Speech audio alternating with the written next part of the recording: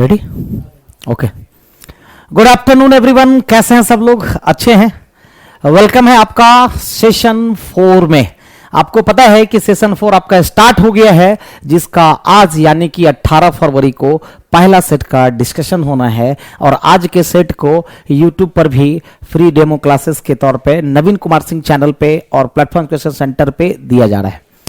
तो स्टार्ट करते हैं। मैं गौरव गिराज आप लोग के सामने में लाइव प्लेटफॉर्म क्वेश्चन सेंटर से 35 बेहतरीन क्वेश्चंस के साथ पहले सेट का डिस्कशन कराने के लिए आया हूं। और आज का सेट जैसा कि पता है कि यूट्यूब और यूट्यूब के दोनों चैनल, नवीन कुमार सिंह चैनल और प्लेटफॉर्म क्वेश्चन सेंटर चैनल, दोनों चैनल पर अवेलेबल होगा। पीडीएफ भी आपको platform coaching Patna Telegram channel पर आपको मिल जाएंगे इसका। और ये मैं इसलिए कर रहा हूं कि सेशन कितना इंपॉर्टेंट है। देखिए, जैसे कि बच्चे लोग, मैं आपको कुछ इंफॉर्मेशन पहले मैं बता दूं आप लोगों को कि कुछ चीजें आप लोगों के लिए जो बच्चे नहीं जानते हैं वो इसका फायदा उठाएं।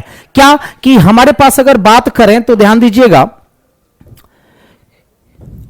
बात कीजिएगा अगर, तो कुछ क्लासेस जो है ना वो फ्री चल रहे हैं। आपको जैसे कि मैं बता दूं कि कुछ क्लासेस फ्री चल रहे हैं। जैसा कि आपको पता है कि रुक्मिणी पब्लिकेशन से कुछ बुक्स अभी वॉल्यूम 4 लॉन्च किया गया है सब्जेक्ट वाइज, जिसमें कि रीजनिंग के भी बुक आए हुए हैं, इसी तरह से मैथ के भी बुक आए हुए हैं। और साइंस जो है आशीष सर स्पेशल कुछ क्वेश्चंस का कलेक्शन करके करवा रहे हैं, जो कि यूट्यूब पर फ्री चल रहा है अभी आपका। और जिसमें कि टाइमिंग जो है, साइंस की टाइमिंग है 8 बजे से लेकर के 9 बजे तक। साइंस की टाइमिंग कितनी है? 8 बजे सुबह से लेकर के 9 बजे तक, जो डेली मंडे टू फ्राइडे चल रहा है। ये फ्री क्लासेस है, बिल्कुल करना ना भूले आप लोग। उसके बाद अगर रीजनिंग की बात करते हैं, अमित सर के द्वारा 7 बजे से 8 बजे शाम में फ्री क्लासेस दिए जा रहे हैं आप लोगों को। ठीक है, आप वो क्लास भी करो, क्योंकि देखो कभी भी अब आपको बैचेज या क्लासेस करने में अपना टाइम बर्बाद नहीं करना है, और सिर्फ आपको अभी फिलहाल प्रैक्टिस करना है। ठीक है, उसी तरह से जैसे ही रीजनिंग खत्म होगा 8 से 9 एनएम पांडे सर के द्वारा ये जो बुक है, बुक का डेली एक सेट करवाया जाएगा आपको। लगभग 50 सेट रीजनिंग में है, 50 सेट गणित में है, और उसी तरह से साइंस का स्पेशल क्वेश्चन कलेक्ट करके आशीष सर ये करवा रहे हैं। तो सुबह में 8 से 9 आपका साइंस चलता है बेहतरीन डिस्कशन के साथ, 7 से 8 रीजनिंग चलता है अमित सर के द्वारा। उसके बाद 8 से 9 एनएम पांडे सर। ये जो 3 क्लासेस है, साइंस के, रीजनिंग के, मैथ के, ये अभी यूट्यूब पर फ्री में चल रहा है। किस चैनल पे? तो प्लेटफॉर्म एजुकेशन सेंटर चैनल को आप लोग सब्सक्राइब कर लीजिए, नोटिफिकेशन जाते रहेगा और वहां पर आप लोग क्लास को कंटिन्यू कर सकते हो। अब हम बात करते हैं सेशन कितना इंपॉर्टेंट है। अब इसमें और उसमें क्या डिफरेंस है, क्योंकि सर यहां पर भी प्रैक्टिस हो रही है, और सेशन जो पेड बैच है, ये तो फ्री बैच है। अब सेशन जो पेड बैच है सर, उसकी क्या खासियत है सर, उसके बारे में बता दो। क्योंकि देखिए, ये सेशन हमारा स्टार्टिंग से चल रहा है और प्लेटफॉर्म का यह सबसे स्ट्रांग जॉन में से एक है सेशन।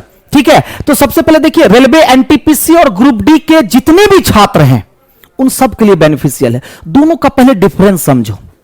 वहां तो फ्री क्लासेस आपके चल ही रहे हैं, वॉल्यूम 4 की किताब आप लोग परचेज कर लो। अगर किताब परचेज नहीं कर पाते हो, आपके पास अवेलेबल नहीं हो पाता है, आप टेलीग्राम चैनल में जुड़ जाओ। वहां पर डेली साइंस के भी, रीजनिंग के भी, मैथ के भी आपको पीडीएफ डाला जाता है। अब ये सेशन जो 100 रुपीज मंथली का है, जिसमें कि 20 सेट होता है, इसमें और उसमें क्या अंतर है? देखो, जब आप बुक की क्वेश्चन करते हो तो बुक में नॉर्मल, स्टैंडर्ड, मॉडरेट तीनों लेवल का क्वेश्चन होता है जो एग्जाम में पूछा गया। सेशन में क्या होगा कि कलेक्टेड क्वेश्चन होते हैं। जैसे कि मैंने बताया, आशीष सर कलेक्टेड क्वेश्चंस करवा रहे हैं ना, उसी तरह से सेशन में कलेक्ट किया हुआ क्वेश्चन रहता है। ऐसे क्वेश्चन जो सबसे पहला और सबसे इंपॉर्टेंट है कि संभावित प्रश्न, चाहे रीजनिंग की, मैं रीजनिंग के लिए बात करूंगा पहले, फिर हम मैथ के बारे में भी बात करेंगे, साइंस के बारे में भी बात करेंगे, सबके बारे में बात करेंगे। तो बात यह है कि इसमें क्या अंतर है। तो इसमें आप लोगों को फैसिलिटी क्या सब मिलेगी पेड बैच में। इसमें 100 रुपए मंथली में सबसे पहला इस बार कुछ नया करने वाले हैं हम लोग। सेशन 4 में आपको 35 बेहतरीन क्वेश्चन, हायर लेवल का क्वेश्चन मिलेगा। मतलब कि आप अगर सेशन में 1 घंटा टाइम देते हो तो आपका 1 घंटा यूटिलाइज हो, उसके लिए बेहतरीन क्वेश्चन। इसमें 35 question reasoning, 35 question math, 25 question strategy के और 25 क्वेश्चन साइंस के सेशन चल रहे हैं। हर एक की फी 100 रुपीज मंथली है, और कम्बो लेंगे तो 300 रुपए मंथली है। इसमें सारे सेलेक्टिव क्वेश्चन होते हैं, चाहे वॉल्यूम 4 का ही क्वेश्चन उठा लें, वॉल्यूम 3 का ही क्वेश्चन उठा लें। अगर आप में एक स्टैंडर्ड रहेगी तो एग्जाम में अच्छा रहेगा। अब 35 क्वेश्चंस के लिए आपको 25 मिनट टाइम मिलेंगे। इसको सेशन 4 दिया। ग्रुप डी वाले बच्चे के लिए भी बेनिफिशियल है, एनटीपीसी वाले बच्चे के लिए भी बेनिफिशियल है ये। अब ग्रुप डी वाले बच्चे कहेंगे मुझे तो 30 क्वेश्चन से मतलब है, यहां तो 35 क्वेश्चन हो रहा है। आप सोच लो 25 मिनट में अगर 35 क्वेश्चन की प्रैक्टिस करते हो तो 30 क्वेश्चंस की प्रैक्टिस आपकी 20 मिनट में हो जाएगी, वो भी लेवल का कर रहे हो। तो 25 मिनट आपको टाइम दिया जाता है, सेट बनाइए और 1 घंटा कंप्लीट इसका डिस्कशन होता है। बेहतरीन डिस्कशन पूरा कंटिन्यू आपका बेसिस लेवल पे और शॉर्ट ट्रिक मेथड पर, ठीक है। तो ये हो गया। इसी तरह से रीजनिंग आपका आज से पहला सेट, जो कि आज का सेट फ्री है, आप डेमो कर सकते हैं कि कैसा, आपको पता चल जाएगा। आप खुद जज करो कि सेट कैसा है, क्वेश्चंस कैसा सेट किया जा रहा है, किस तरह से डिस्कशन हो रहा है, इन सारी चीजों को देखते हुए। उसी तरह से रीजनिंग हो गया। रीजनिंग में मैं खुद हूं और मैं खुद क्वेश्चंस को सेट कर रहा हूं। अभी सेशन 4 में खुद मैं क्वेश्चंस को सेट कर रहा हूं। और इसके बाद इसी तरह से math by Ashu Nayak sir, math का भी यहां पर 35 क्वेश्चन, 30 मिनट टाइम आपको मिलता है मैथ में, क्योंकि मैथ में ज्यादा समय लगता है। 20 सेट मिलेंगे, ये भी मंथली 100 रुपीज। सेम चीजें हैं कि यहां पर भी कलेक्टेड क्वेश्चन होते हैं। अब रह गई बात, सर आपने बोला था कि इस बार सेशन 4 में कुछ नया करने वाले हैं, तो कुछ नया क्या करने वाले हैं? तो मैथ रीजनिंग में खास करके सारे बच्चों को एक चीज की दिक्कत होती है। मान लो कि मैंने किसी क्वेश्चंस का यहां पर डिस्कशन करा दिया, अब बच्चे चाहते हैं कि हमारा फोकस डिस्कशन पे हो, वो रिटर्न करना नहीं चाहते, तो आप रिटर्न मत करो। मैं यहां से प्रत्येक क्वेश्चंस का एक पीडीएफ बना करके सारे स्लाइड का, वो भी मैं आपको अवेलेबल करवाऊंगा ऐप पर। तो सेशन वाले बच्चे को यह फैसिलिटी मिलेगी, जो भी बेहतरीन सवाल होगा उसका जो मैं सॉल्यूशन करवा रहा हूं उसका भी पीडीएफ आपको मिल जाएगा स्टडी मटेरियल में। यह मैं इस बार नया कर रहा हूं कि सारे बच्चों को जो स्क्रीनशॉट, जिसको आप कहते हैं ना, प्रत्येक क्वेश्चंस का स्क्रीनशॉट ही नहीं, उसका एक बार में एक सब्जेक्ट का पीडीएफ करके आपको ग्रुप में डाल दिया जाएगा, ऐप पर डाल दिया जाएगा। तो मैथ है। इसी तरह से आप science by Shashank sir, 25 question, 20 minute, 20 set और 1 घंटे इसके भी डिस्कशन होंगे। उसके बाद स्टैटिक जीके भी 35 प्रश्न, 15 मिनट, 20 सेट, मतलब एनटीपीसी वाले बच्चों के लिए भी, ग्रुप डी वाले बच्चों। अगर आप चाहते हैं कि चारों पेपर, अगर आप चाहते हैं सिर्फ मैथ लेना, सिर्फ रीजनिंग लेना, तो आपके पास ये आपके पास फैसिलिटी होगी कि आप इक्वल कोई एक सब्जेक्ट भी परचेज कर सकते हो। और अगर आप कंबो खरीदना चाहते हो सारा एक साथ, रीजनिंग भी, मैथ भी, साइंस भी और स्टैटिक जीके भी, तो आप सबको एक साथ भी परचेज कर सकते हो। तो चारों पेपर का 400 फी होता है, लेकिन आपको सिर्फ 300 रुपए पेड करना है और आपको चारों पेपर मिल जाएंगे। सबकी टाइमिंग अलग अलग है। 12 बजे आपका, 12 से 1 आपका मैथ चलता है, 1 से 2 आपका रीजनिंग चलता है, फिर साइंस, और ये इसकी टाइमिंग अभी पता नहीं है टाइमिंग, लेकिन आपको ऐप पर मिल जाएंगे, ठीक है।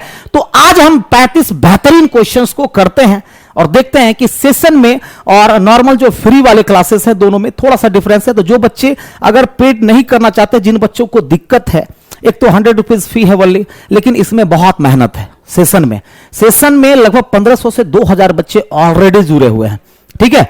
तो उसके बाद क्या है कि फ्री में भी जो बच्चे पेड नहीं कर सकते, बच्चे आपके लिए फ्री में अवेलेबल है। आप कंप्लीट सेट का भी फ्री डिस्कशन होता है और बुक का भी सेशन वाइज भी फ्री डिस्कशन होता है, आप वहां से भी जुड़ सकते हो, ठीक है। तो चलिए फिर हम बढ़ते हैं आज के बेहतरीन प्रश्न के साथ। चलिए आ गया क्वेश्चन, क्योंकि इसमें पढ़ाने में थोड़ा सा मजा आता है, ठीक है, इसमें पढ़ाने में थोड़ा सा मजा आता है। तो इसका आंसर सर सीएनडी आपने क्यों दिया? क्योंकि देखो ये विद्युत रेलगाड़ी है और विद्युत रेलगाड़ी जो है धुआं नहीं देती है, तो आंसर क्या चला जाएगा? सीएनडी चला जाएगा, मतलब कि डी नंबर आंसर। तो पहले का आंसर क्या चला गया? तो डी चला गया। अब चलो जरा दूसरे क्वेश्चंस की तरफ बढ़ते हैं। एक लाइन में बत्तखों की इस तरह सजाया गया है कि, ये सब क्वेश्चंस ग्रुप डी वाले अलर्ट रहिएगा, पहला क्वेश्चन, दूसरा क्वेश्चन, इस पैटर्न का सवाल जरूर पूछेगा। तो कह रहा है कि एक लाइन में बत्तखों को इस तरह सजाया गया है कि एक बत्तख है जिसके आगे 4 बत्तख है। मान लो कि ये एक बत्तख है, इसके आगे कितने बत्तख हैं? तो 4 बत्तख है। कितने बत्तख? 4 बत्तख है। डन। और एक बत्तख ऐसा है कि पीछे भी 4 बत्तख रखे गए हैं, फिर एक बत्तख ऐसा है जिसके आगे भी और पीछे भी एक समान बत्तख है। तो बताओ पंक्ति में क्या पूछ रहा है, न्यूनतम बत्तखों की संख्या कितनी होगी। तो ऐसे सवाल क्या हो जाएगा, देखो एक बत्तख के आगे 4 बत्तख, एक बत्तख के पीछे 4 बत्तख और एक बत्तख ऐसा जिसके आगे भी उतने ही और पीछे भी उतने ही, मतलब न्यूनतम कितने हो जाएंगे, मिनिमम कितने बत्तख, तो मिनिमम जो हो जाएंगे वो 5 बत्तख हो जाएंगे। आंसर सी एंड डी नहीं जाएगा, आंसर जाएगा 5। क्या जाएगा, 5। वेरी गुड, बहुत अच्छे मुन्ना कुमार। गुरुजी क्लास कब से शुरू हुआ है, हम कल एडमिशन लिए हैं, कोई बात नहीं, अभी दूसरा ही क्वेश्चन हो रहा है 35 में से। चलो तो सारे बच्चे जरा ध्यान दो और आंसर्स भी करो। फिर कह रहा है, अब देखो ये कितना अच्छा सवाल है, आपको पता है एनटीपीसी का एग्जाम दीजिए या ग्रुप डी का एग्जाम दीजिए, आपसे यह सवाल जरूर पूछा जाएगा। डन।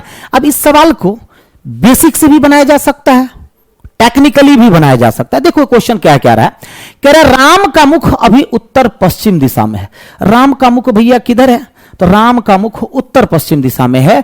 वह अपने दाएं हाथ की ओर मुड़ करके 5 किलोमीटर चलता है। अब ध्यान देना, अब वो क्या करता है, राम का मुख किधर है, उत्तर पश्चिम। अगर आप बनाते हैं बेसिक लेवल से, तो राम का मुख उत्तर पश्चिम में है। अब वो यहां से क्या करता है, अपने दाएं हाथ की ओर 5 किलोमीटर चलता है। मान लो कि यहां से वो 5 किलोमीटर अपने दाएं हाथ को चलता है, 5 किलोमीटर अपने दाएं हाथ को चलता है। फिर बाएं हाथ की ओर 135 डिग्री, तो बाएं हाथ की ओर 135 का मतलब ये हो गया, बाएं हाथ की ओर 135 डिग्री वो मुड़ जाता है, ठीक है। और फिर कहता है घूमकर अपने दाएं हाथ की ओर 90 डिग्री। अब यहां से अपने दाएं हाथ की ओर 90 डिग्री घूम जाता है। तो बताएं कि उसे वहां से दक्षिण पूर्व दिशा में जाने के लिए किस ओर घूमना पड़ेगा। अब यहां से उसको दक्षिण पूर्व में जाना है, कहां जाना है भैया, दक्षिण पूर्व की तरफ जाना है। तो कितना घूमना पड़ेगा, तो दक्षिण पूर्व तो ये होता है, इसका मतलब इसको कितना घूमना पड़ेगा, तो 135 डिग्री और क्लॉकवाइज घूमना पड़ेगा। कितना, 135 डिग्री क्लॉकवाइज। लेकिन बताइए क्या आपके पास इतना समय होता है कि इस सवाल को ऐसे बनाएं, बताइए, नहीं ना।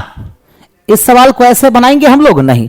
कुछ मत करो, जब किलोमीटर, ध्यान देना है, सिंपल सी बात, जब किलोमीटर आपसे कहीं पूछा ही नहीं है तो काहे का वॉकिंग कर रहे हो, ये बताओ, काहे का वॉकिंग कर रहे हो। सिंपल सी बात है कि सबसे पहले उसका मुख किधर था, ये बताओ। तो सबसे पहले उसका मुख उत्तर पश्चिम में था, मतलब पहला में फेस यहां पर।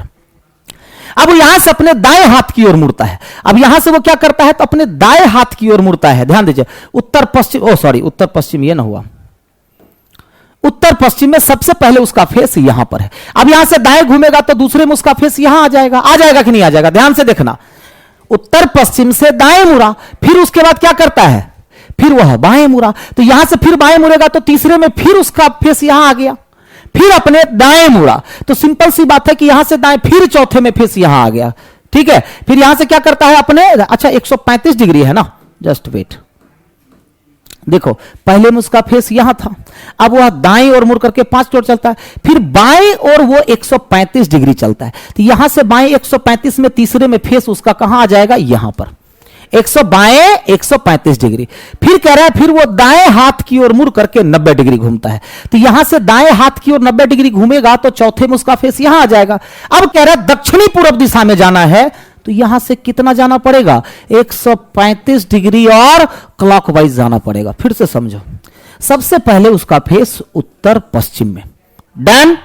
उसके बाद वो दाएं मुड़ता है तो उसका फेस यहां आ गया, फिर यहां से वो बाएं 135 डिग्री घूमता है तो तीसरे में फेस यहां आ गया, फिर यहां से वो दाएं घूमता है चौथे में फेस यहां आ गया। अब कह रहा है उसको कहां जाना है भैया, तो दक्षिण पूर्व जाना है। तो दक्षिण पूर्व के लिए क्या करना पड़ेगा, और मुड़ना पड़ेगा 135 डिग्री क्लॉकवाइज, डन, क्लियर है।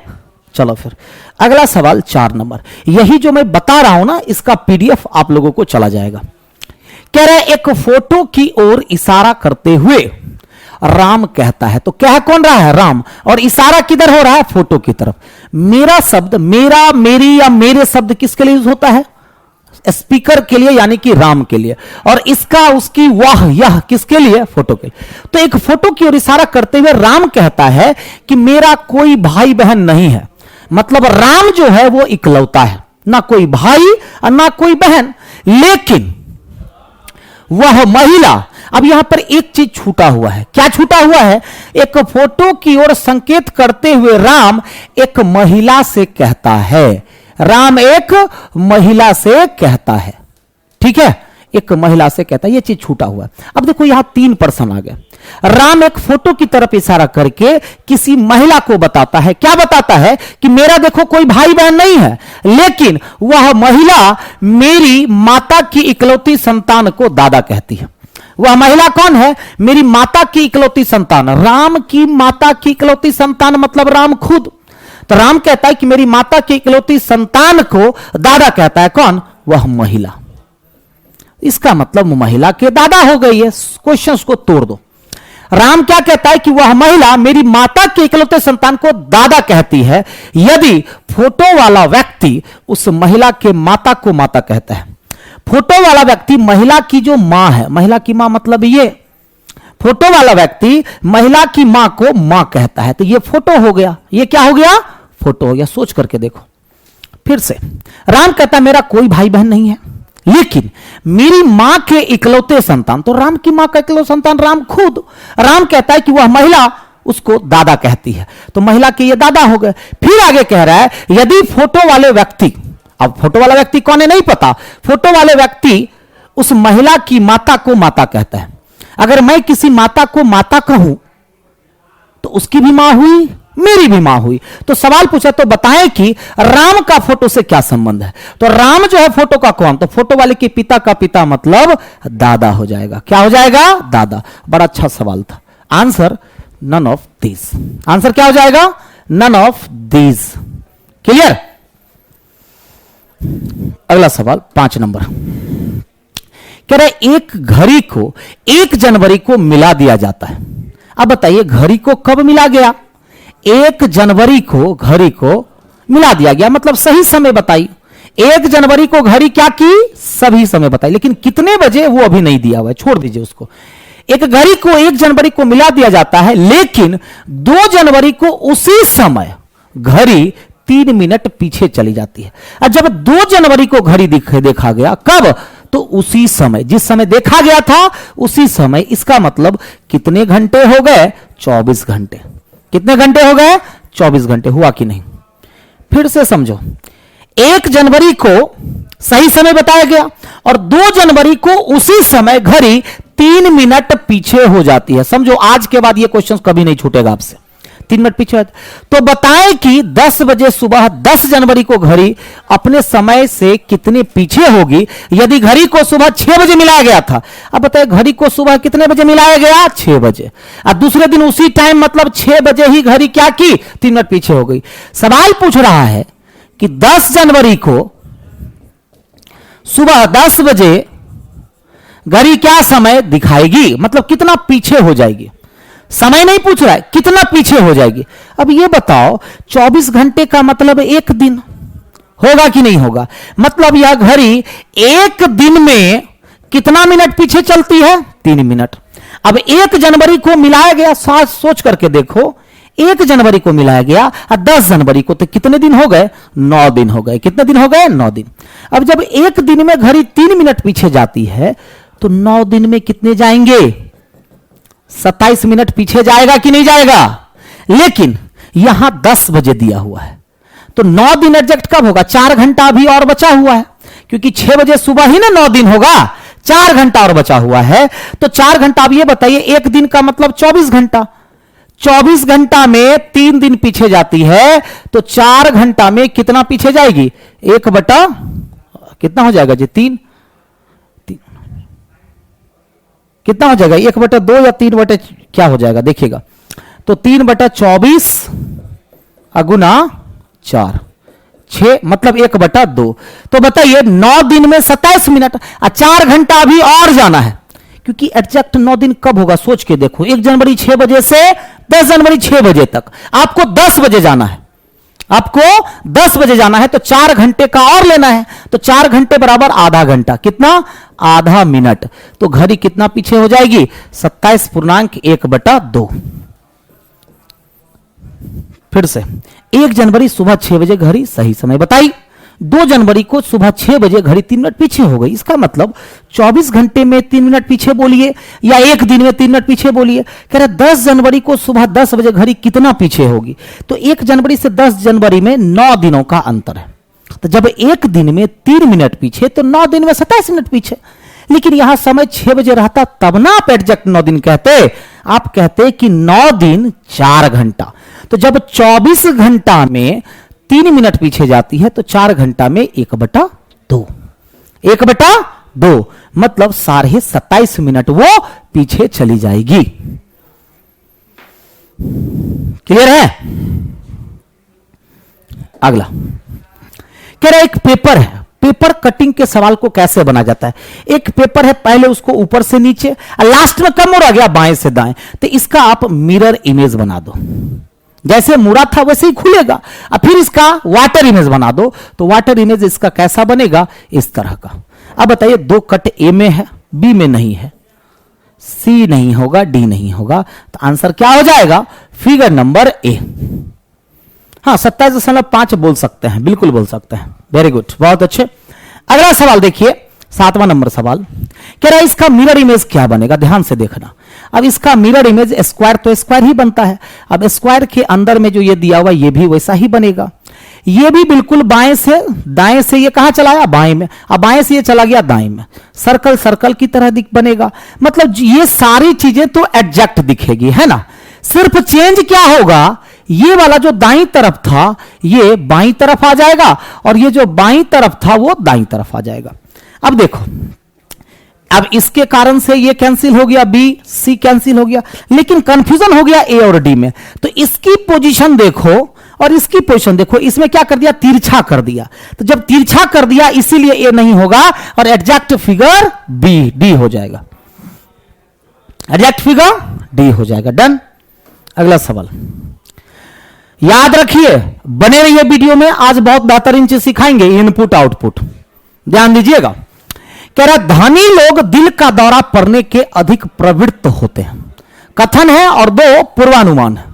लॉजिकल रीजनिंग में फंसते हैं, कैसे नहीं फंसा जाए। सबसे पहले ना कथन को बड़े प्यार से पढ़िए, आराम से पढ़िए। कह रहा है कि धनी लोग मतलब कि अमीर लोग क्या होते हैं? तो दिल का दौरा, दिल का दौरा मतलब हार्ट अटैक पड़ने के अधिक प्रवृत्त होते हैं। प्रवृत्त का मतलब होता है कि अधिक आदी होते हैं। मतलब आदी होने का मतलब यह नहीं हो, प्रवृत्त का मतलब ज्यादातर केस धनी लोगों में होता है। कथन सिंपली समझाना चाह रहा है कि दिल का दौरा क्या होता है? ज्यादातर अमीर लोगों को ज्यादा इफेक्ट करता है और कोई बात नहीं कह रहा है। कह रहा है कि धनी लोग जो होते हैं दिल का दौरा पड़ने के अधिक प्रवृत्त होते हैं, मतलब ग्रस्त होते हैं। क्या होते हैं? ग्रस्त होना।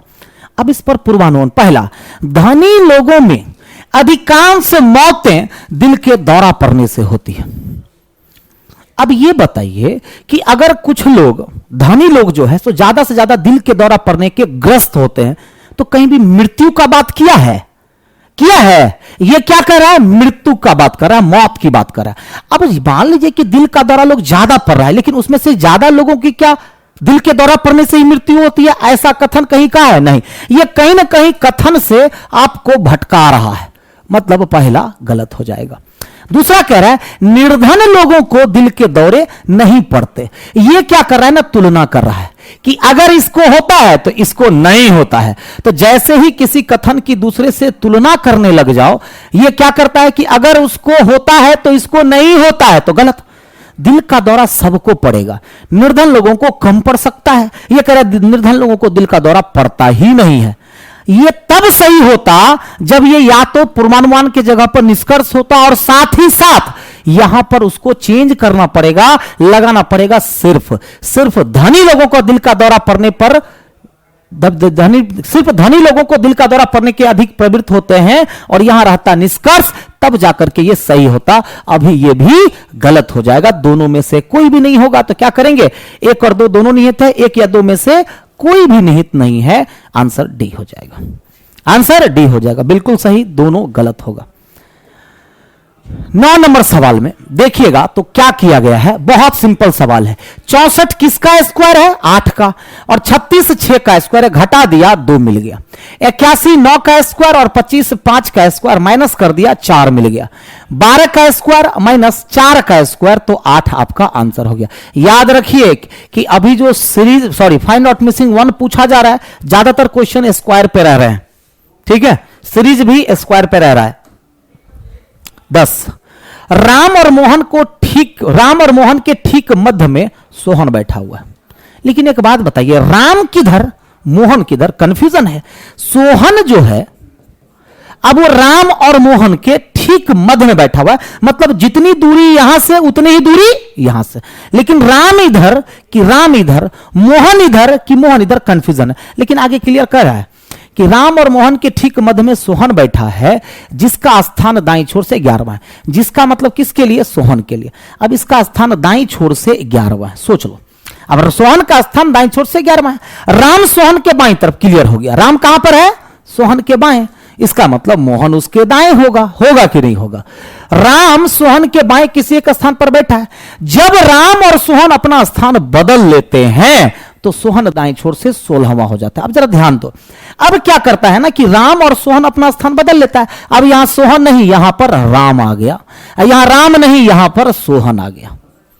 कह रहा जब ये दोनों अपना स्थान बदल लेते हैं तो सोहन कितना हो जाता है? दाएं से 16वां हो जाता है। मतलब कि यह पोजीशन दाएं से 16वां।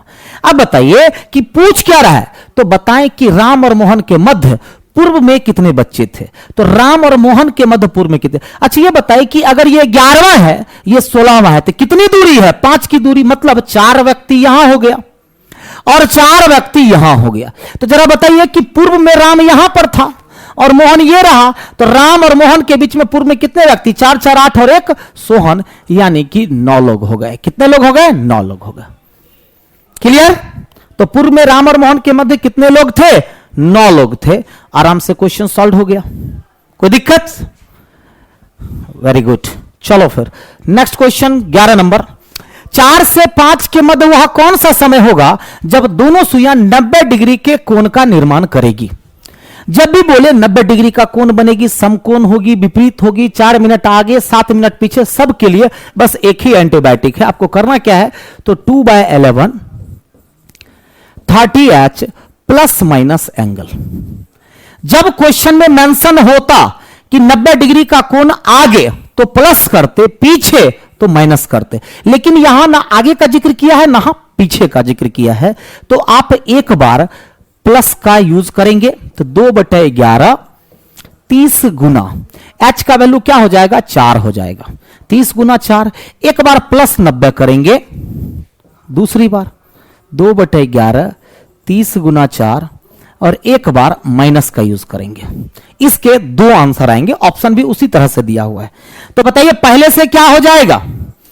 पहले से क्या हो जाएगा? 2/11 30 गुना 4 120 प्लस 90, 120 प्लस 90 210, और 210 गुना 2 कितना हो जाएगा? 420/11। ये जो निकलता है ना, मिनट निकलता है। क्या निकलता है? मिनट। तो समय कितना हो जाएगा ये बताइए? तो समय हो जाएगा 4 बज करके, और इसको मिनट में कन्वर्ट कर दीजिए। 11 से 3 बार में 33, 9 90, 8 बार में 38, 2/11। एक आंसर ये होगा 4 38 2/11, यहां पर छोटा हुआ है 5/11 है, ठीक है। और दूसरा आंसर बताइए कि यहां पर 30 गुना 4 120, अब माइनस 90 30, गुना 2 60/11 होगा। यह तो मिनट निकला, तो समय कितना हो जाएगा? समय हो जाएगा 4 बज करके, इसको तोड़ दीजिएगा तो 5 5/11 हो जाएगा। मतलब इसका आंसर यह भी होगा, यह भी होगा। इसीलिए आंसर क्या करेंगे? डी नंबर की ए या सी। अब जरा बेसिक से देखो, बेसिक कहता है कि कितने और कितने के मध्य? 4 और 5 के मध्य। तो ये 3 है, ये 6, ये 4 है, ये 5। अब 4 और 5 के मध्य समकोण कब बनेगी? एक बार यहां के आसपास 5 बज के कुछ मिनट पर, और एक बार बनेगी लगभग 35-36 मिनट के आसपास। 2 बार 90 डिग्री का कोण बनाएगी, पीछे भी और आगे भी। मतलब यहां पर अगर 12 है, 1 है और 2 है, तो एक 4 बज करके 5 मिनट समथिंग पर, एक यहां पर 7 है, 8 है और 9 है, 10 है, 11 है। एक 4:35 समथिंग पर समकोण बनाएगी। डन। तो दूसरा प्रोसेस ये है कि 4:10 मल्टीप्लाइड बाय 12/11, इस तरह से भी किया जा सकता है, ठीक है। और एक है 4:35 12/11, ये भी करके बनाया जा सकता है। सॉरी, एक पर है ना जी, 5 मिनट होगा, ठीक है। 5/12/11, ठीक, डन। लेकिन आपको इस तरह से बिल्कुल भी नहीं बनाना है। जब डायरेक्ट आप बना सकते हो तो फिर क्यों इतना ये करना, ठीक है। आंसर ए या सी। ओके, चलो फिर अगला सवाल क्या कहता है, 12 नंबर। स्पैंक को ये लिखा, देखो ये जो एसपी है उसको पलट दिया, फिर एएन है उसको भी पलट दिया, और के अपने जगह पर है, के अपने ओरिजिनल पोजीशन पे थे। तो थ्रो के लिए भी हम लोग क्या करेंगे, इसको पलट देंगे तो एच टी हो जाएगा। आर ओ है तो ओ आर कर देंगे, और डब्ल्यू अपने जगह पर रहेगा, H T O R W. Option से ए नंबर, ऑप्शन से ए नंबर। 13 नंबर देखिएगा, सभी मोर जो है ना वो शेर है, सारे के सारे मोर क्या है, शेर है। अब कुछ बाघ जो है वो मोर है, ये हो गया बाघ। देन तो 2 ही कथन है और 4 कंक्लूजन है। पहला कह रहा है कि कुछ शेर बाघ नहीं है, निगेटिव बात कर रहा है, गलत कर दीजिए। क्यों? क्योंकि आपका दोनों स्टेटमेंट पॉजिटिव है। अगर आपका सारा स्टेटमेंट पॉजिटिव होता है और निगेटिव कंक्लूजन दे रहा है तो वो सीधा गलत हो जाएगा। फिर कह रहा है कि सभी बाघ शेर है, क्या सभी बाघ आपको शेर लग रहा है? नहीं, इतना ही ना बाघ शेर है, ये कह रहा है कि सभी बाघ शेर है, तो गलत हो गया। तीसरा कह रहा है कि कुछ बाघ शेर है, यह सही हो जाएगा। क्लियर है कि इतना जो बाघ है वो शेर भी है। और सभी मोर बाघ है, तो क्या सभी मोर बाघ है? नहीं, इतना ही मोर बाघ है, तो गलत हो गया। तो तीसरा तो सही हुआ ही है। अब देखिए कि यहां पर कह रहा है कि कुछ शेर बाघ नहीं है, सभी बाघ शेर है, क्या इधर होगा कि नहीं? लेकिन इधर वाला जब ऑप्शन दिया नहीं है तो हम इधर के लिए क्यों सोचें? तो आंसर क्या चला जाएगा? केवल 3 निष्कर्ष सही है, ऑप्शन नंबर ए।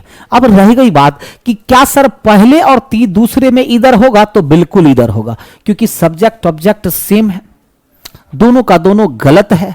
एक पॉजिटिव है और एक निगेटिव है, और सभी के साथ अगर कुछ नहीं रहता है तो 150 में इधर होता है। हां, अगर यहां रहता कोई शेर बाघ नहीं है तब इस दोनों में इधर नहीं होता, क्योंकि यह भी क्वांटिफायर 100% हो जाता और यह भी क्वांटिफायर 100% हो जाता, तो इधर नहीं होता। डन। अगला सवाल, कुछ बसें चौपहिया वाहन है, ये बस हो गया। अब कुछ बसें जो है चौपहिया वाहन हो गया, ठीक है। और सभी चौपहिया वाहन वैन है, और सभी चौपहिया वाहन क्या है? वैन है। अब इस पर कंक्लूजन नंबर 1 क्या कहता है वो देख लीजिए। कह रहे कुछ वैन बसें हैं, तो बिल्कुल सही, क्योंकि तीनों आपस में कनेक्टेड है, तो कुछ को देखते ही सही करना है, ज्यादा दिमाग नहीं लगाना है। मतलब 1 और 2 दोनों निकलते हैं, तो B number answer. Done. 15 number में फ्रोइंग को क्या लिखा जाएगा? देखिए इसमें जो है ना पूरा क्वेश्चन बनाने की नीड नहीं है, ध्यान दीजिएगा। सीधा देखिए कि गड़बड़ी कहीं पर दिख रहा है तो देखो डब्ल्यू में गड़बड़ी दिख रहा है, छांट दो, होगा।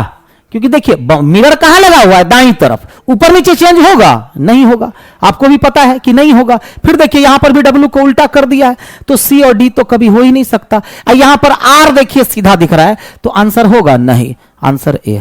बताओ, बनाना पड़ा?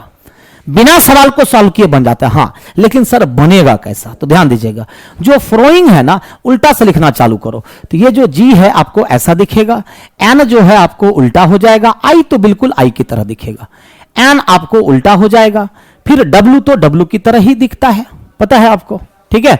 ओ आपको ओ की तरह ही दिखता है, और आर जो है आपको उल्टा हो जाएगा, एफ जो है आपको उल्टा हो जाएगा। तो एग्जैक्ट डायग्राम आपका बनेगा ये। लेकिन हम कह रहे हैं बनाने की नीड क्यों है? अगर सवाल डायरेक्ट सॉल्व हो रहा है तो हम क्यों बनाएंगे, ये बताओ। डन। 16 नंबर, दिए गए विवरणों के आधार पर कोई भी समाचार पत्र ना पढ़ने वाले लोगों की संख्या क्या होगी? देखो टोटल लोगों की संख्या 420, इसमें से पढ़ने वाले की संख्या अगर हम घटा दें तो ना पढ़ने वाले की संख्या निकल जाएगी। तो पढ़ने वाले कितने लोग हैं? तो देखिएगा, तो ये कितना हो गया? 260 260 प्लस 85, डन, क्लियर है? इतने ही ना लोग ना पढ़ रहे हैं, तो बताइए कितना हो जाएगा? 420 में से माइनस कर दो, 26 8 34 345। अब बताओ कितना हो जाएगा? 55 और 20 75।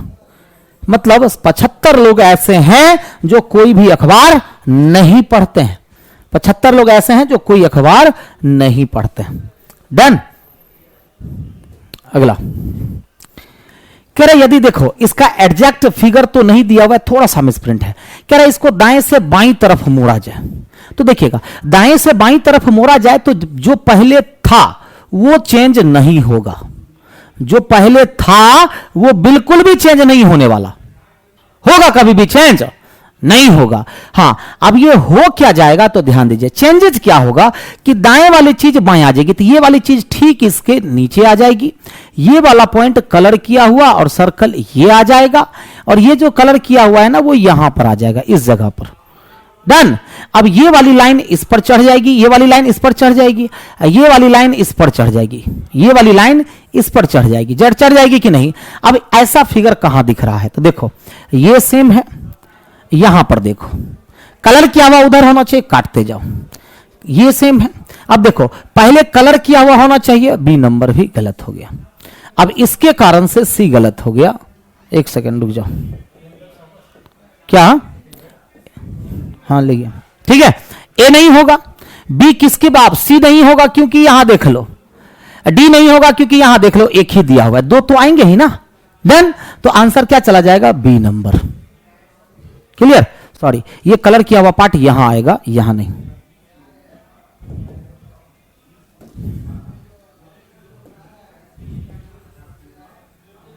डन, ये इस तरह का आ जाएगा। क्लियर? चलो फिर अगला सवाल, दिए गए चित्र में कितने त्रिभुज? त्रिभुजों की संख्या हमको निकालनी है। त्रिभुजों की संख्या कितनी? देखो आपको पता है इसमें त्रिभुजों की संख्या 5 होती है। कितनी होती है? 5। तो देखो तो ऐसा फिगर यहां दिख रहा है कि नहीं?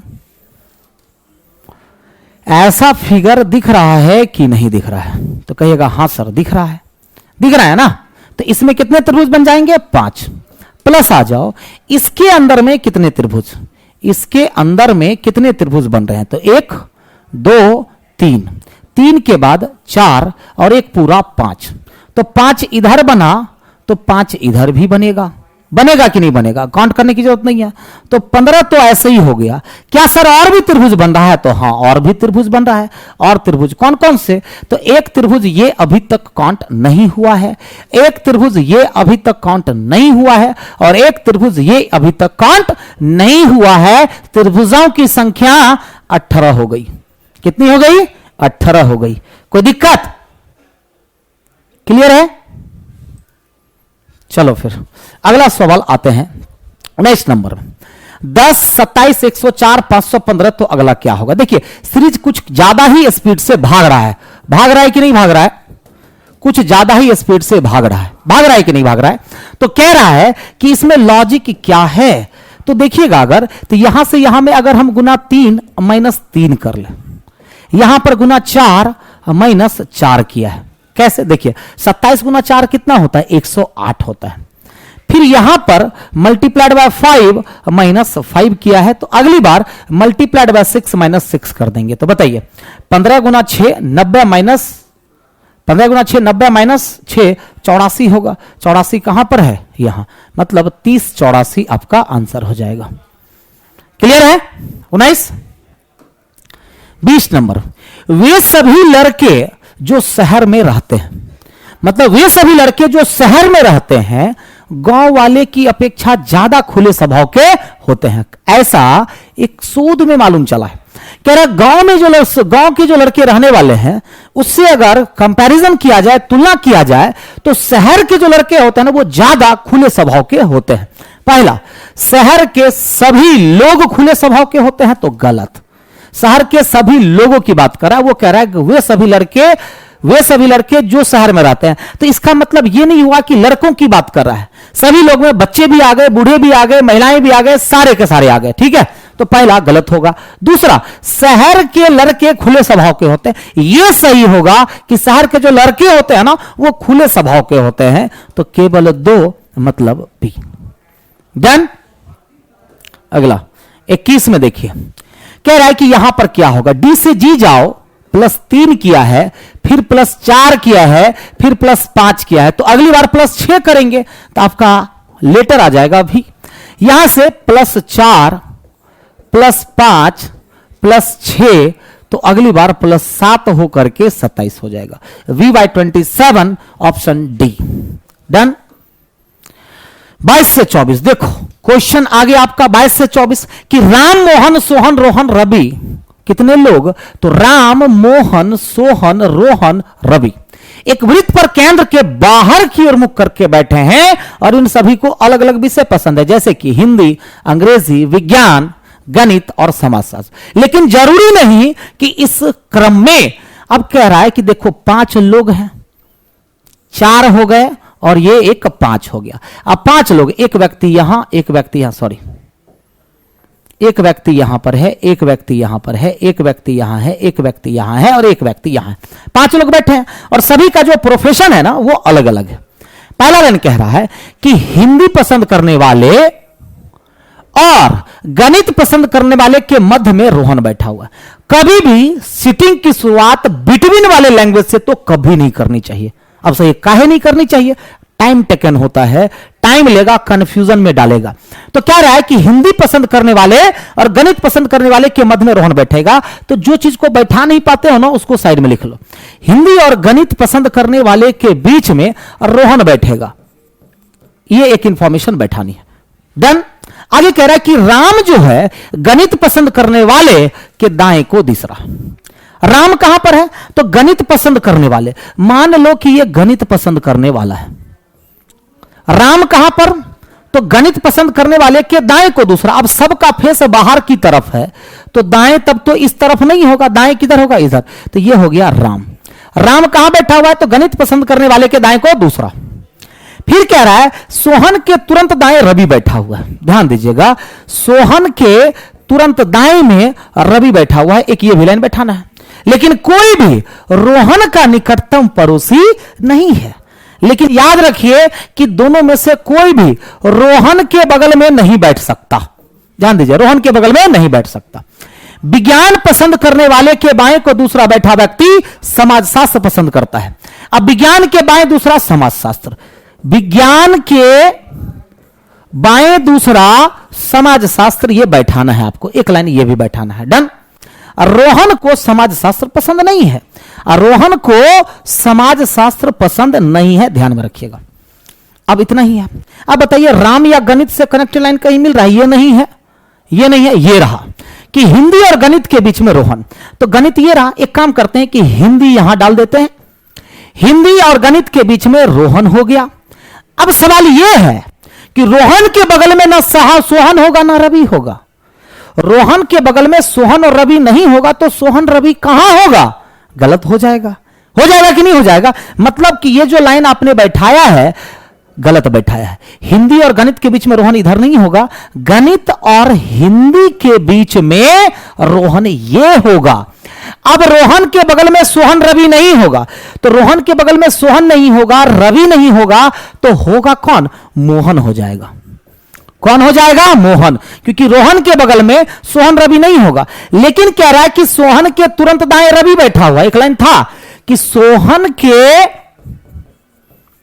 तुरंत दाएं में रवि है, सोहन के तुरंत दाएं में रवि है। 5 लोग तो बैठ गए। अब गणित हिंदी के बीच में रोहन भी बैठ गया है, बैठ गया ना। इसका यूज आपने कर लिया, इसका यूज आपने कर लिया, इसका यूज करो। विज्ञान के बाएं दूसरा समाजशास्त्र, समाजशास्त्र रोहन नहीं होगा, पता है, समाजशास्त्र यहां नहीं होगा, समाजशास्त्र यही होगा। अब विज्ञान के बाएं दूसरा समाज। अच्छा, विज्ञान को अगर आप यहां रखते हो तो विज्ञान के बाएं दूसरा समाजशास्त्र तो हो नहीं पाएगा, होगा, क्योंकि देखिए विज्ञान के बाएं दूसरा समाजशास्त्र तो होगा नहीं, विज्ञान के बाएं दूसरा समाजशास्त्र तो होगा नहीं। इसका मतलब यह हो जाएगा विज्ञान। अब विज्ञान के बाएं दूसरा समाजशास्त्र यहां हो जाएगा।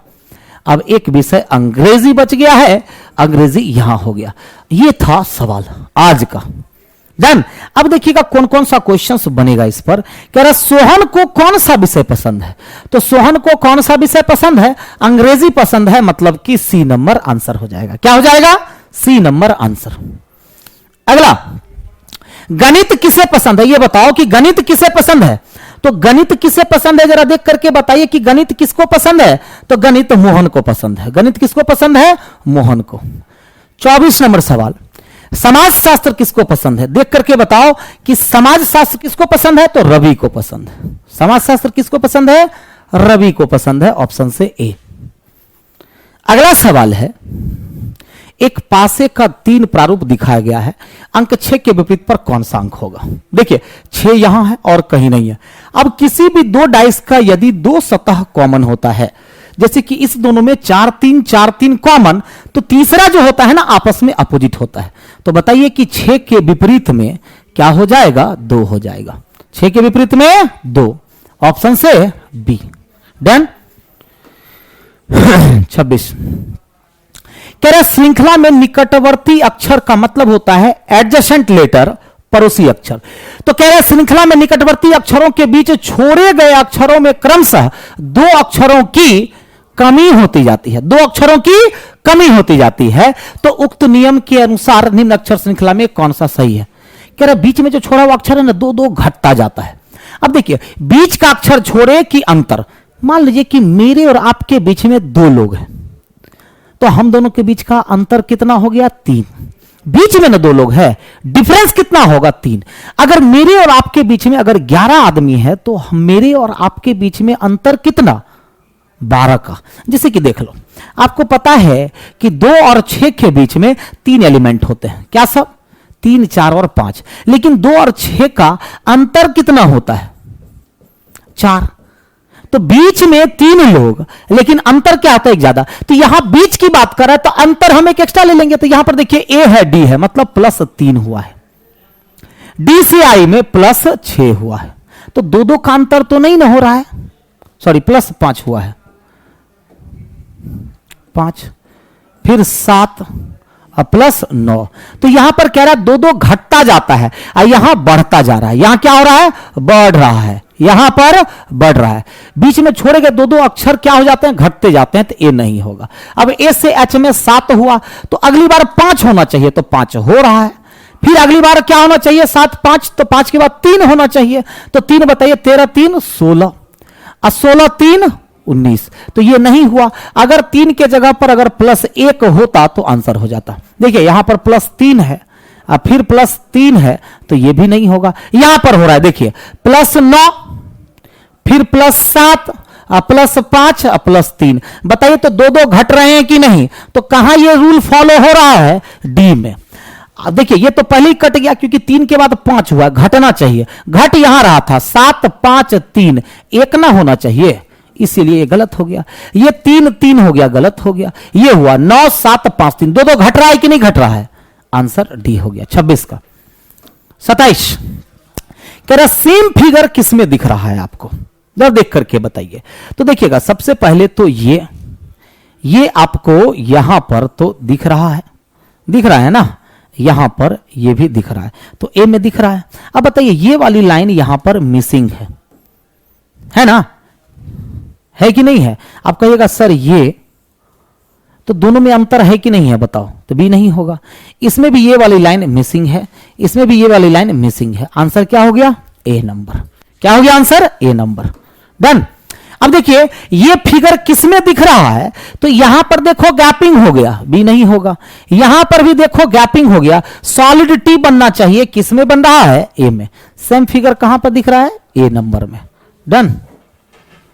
29 कह रहा है कि आने वाले कल से 3 दिन बाद कौन सा दिन होगा यदि बीते कल से 2 दिन पहले मंगलवार था। इस सवाल का ट्रिक होता है, देखो ट्रिक क्या अप्लाई करना है। आज के बाद कभी गलती नहीं होगा। आज को सबसे पहले तो लिख लेना, क्या, आज को लिख लेना। अब कह रहा है कि आने वाले कल से 3 दिन बाद, तो आने वाले कल से 3 दिन बाद का मतलब पूछ रहा है कि 4 दिन बाद कौन सा दिन होगा। यदि बीते कल से 2 दिन पहले, तो बीते कल से 2 दिन पहले मतलब 3 दिन पहले। बीते कल से 2 दिन पहले मतलब 3 दिन पहले क्या था, मंगलवार था। कह रहा है कि अगर बीते कल से 2 दिन पहले मतलब कि 3 दिन पहले मंगलवार था, तो आने वाले कल के 3 दिन बाद मतलब 4 दिन बाद, ये मिल करके कितना हो गया, 7 हो गया। 7 दिन में कोई भी दिन क्या हो जाता है, समान हो जाता है। क्या हो जाता है, समान।